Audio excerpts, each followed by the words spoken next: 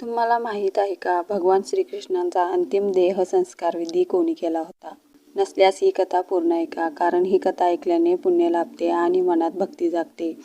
महाभारत युद्धानंतर पृथ्वीवरील अधर्माचा नाश झाला होता. आपली जीवनलीला पूर्ण करून श्रीकृष्णांनी पृथ्वीवरील देहत्याग केला. धार्मिक ग्रंथानुसार त्यांचा देहाचा अंतिम देह संस्कार विधी त्यांच्या प्रिय सखा अर्जुनाने केला. अर्जुनाने वेदमंत्रांनी आणि श्रद्धेने प्रभूंचा देहसंस्कार पूर्ण केला. पण तेव्हा एक अद्भुत घटना घडली. श्रीकृष्णांचा संपूर्ण देह अग्नीत विलीन झाला, पण त्यांचं हृदय मात्र अग्नीत जळालंच नाही.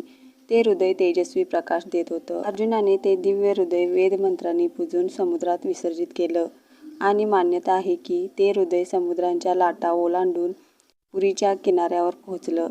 काळानंतर जेव्हा श्री जगन्नाथ मंदिराची स्थापना झाली, तेव्हाच त्या दिव्य हृदयाला भगवान जगन्नाथाच्या मूर्तीत स्थापण्यात आलं आणि आजही त्या मूर्तीत ते हृदय दिव्य रहस्याप्रमाणे धडधडत आहे असे मानले जाते. अशीच भक्तिमय आणि ज्ञानवर्धक कथा रोज ऐकण्यासाठी चॅनेलला सबस्क्राईब करा, लाईक करा आणि शेअर करा आणि कमेंटमध्ये लिहा. जय श्रीकृष्ण, जय जगन्नाथ.